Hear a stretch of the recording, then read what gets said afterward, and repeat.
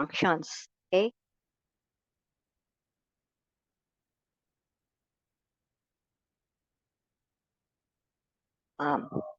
Functions of the spleen or the pie. It governs transportation and transformation, TNT.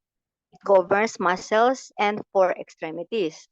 It holds blood in the vessels, holds the organs in place, opens into the mouth and manifests in the lips.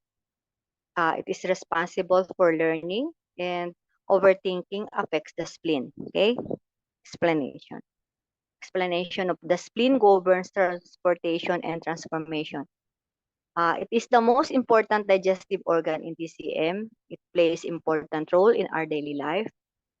It produces food chi or gucci from ingested food.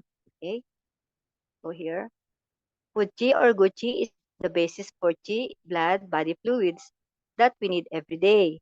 Okay, and it plays a major role in formation of chi and blood.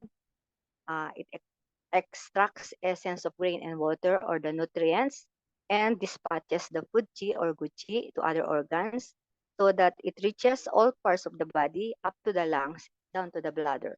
Okay. Food chi is the basis for chi and blood production. The turbid part of from food material that cannot be used by the spleen are sent to small intestine for further processing. So yan po yung illustration. Okay. Is the source of acquired chi. If transformation of spleen is weak, food chi is not sufficiently produced. So chi and blood, there would be chi and blood deficiency and accumulation of dampness. Okay. Uh, it is always involved in development of dampness and its diseases. So if spleen function is weak, dampness is produced. Okay. Uh, As a soft stool, it is the first sign for accumulation of dampness in the body.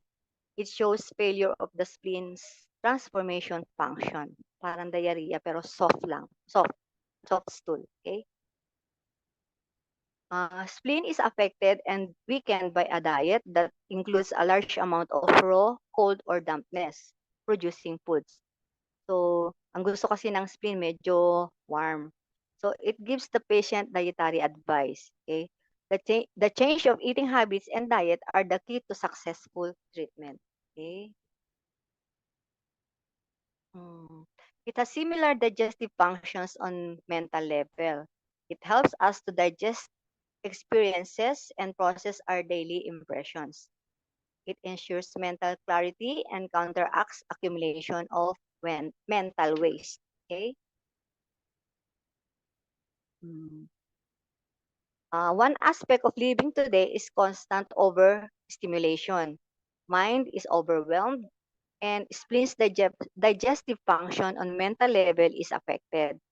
So spleen is only able to handle one task at a time. In the same way, it can only digest one experience at a time. Okay? Isa lang.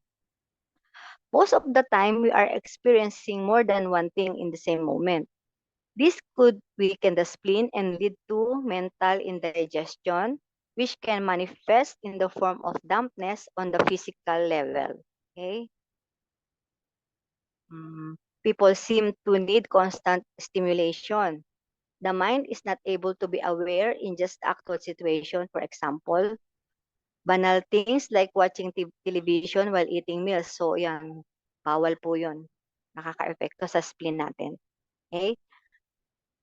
Isa-isa lang. Mind is scattered and involved in many different thoughts at the same time.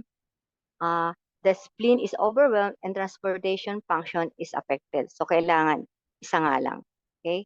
Hindi, isang focus lang.